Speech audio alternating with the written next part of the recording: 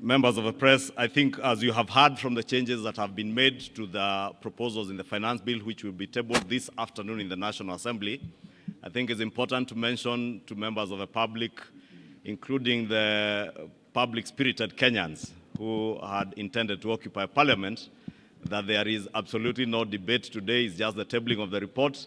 Debate shall begin tomorrow morning, the whole of tomorrow, and continues to Thursday, and will allow time over the weekend for possible amendments from other members of Parliament. You may have realized from the amendments that we have done, there are a number of things that we intend to achieve. Besides the raising of revenue, is also one to ensure that Kenyans have more disposable income. You will notice from the changes that will be proposed by the chair in the report that you table this afternoon, we are devoting more money back into people's pockets, especially the employed Kenyans who have been contributing to the housing levy.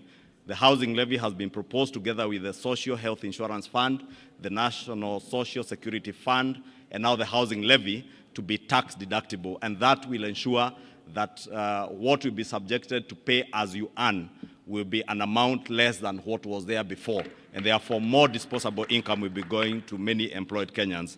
The second thing that we intend to do is to encourage savings and investments in our country through the proposals that the chair has stipulated in terms of pensions, the allowable deductions that have been increased for pensions contributions.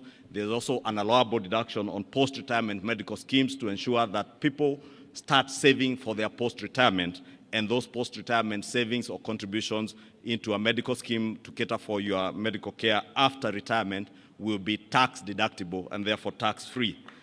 The other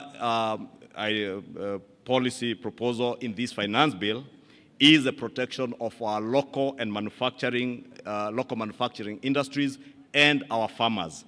We as a country have made huge investments with our farming communities, and therefore we are intentional on protecting those farmers. That is why you hear the proposals to levy excise duty on imported potatoes, imported table eggs and onions, and also the imposition of eco tax or eco levy on imported finished products.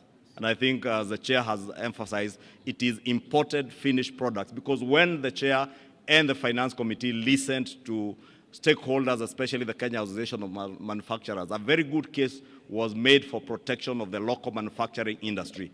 Therefore, to protect our local manufacturing industry and create jobs within our economy, we are therefore levying those levies on imported finished products, right from the borders, the motorcycles, to sanitary towels that are imported, and diapers and all that.